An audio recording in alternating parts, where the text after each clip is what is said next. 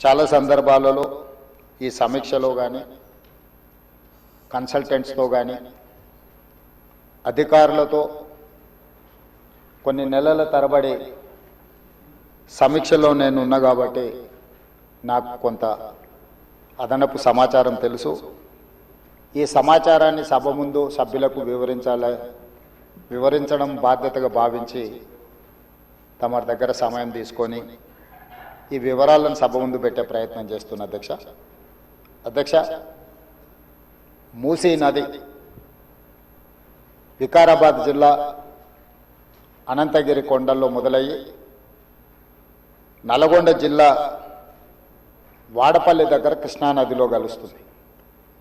దాదాపుగా అనంతగిరి కొండల నుంచి వాడపల్లి వరకు 240 కిలోమీటర్లు మూసీ నది ప్రవహిస్తుంది. ఈ మూసీ నది మూసీ ఒకటే లేదు అధ్యక్ష, ఇందులో ఈసా నది కూడా ఉంది. मेरे ख्याल से अकबरुद्दीन साहब को पता है, उस्मान सागर से नीचे भापू घाट तक मूसी नदी आएंगे.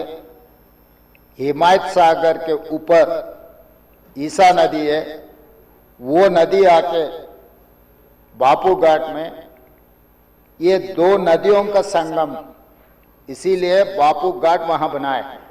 కన్యాకుమారి దగ్గర 2 సముద్రాలు 2 నదుల యొక్క సంగమం దగ్గర మహాత్మా గాంధీ గారి అస్థికలు ఏ విధంగా పెట్టినరో ఈరోజు వికారాబాదులో మొదలయ్యే మూసా, రంగారెడ్డి జిల్లాలో ఇతర ప్రాంతాల నుంచి మొదలయ్యే ఈసా నదికి సంబంధించి హిమాయత్ సాగర్ ప్రాజెక్ట్ ఉంది. మూసీ నదికి సంబంధించి ఉస్మాన్ సాగర్ ప్రాజెక్ట్ ఉంది, అంటే గండిపేట ప్రాజెక్ట్.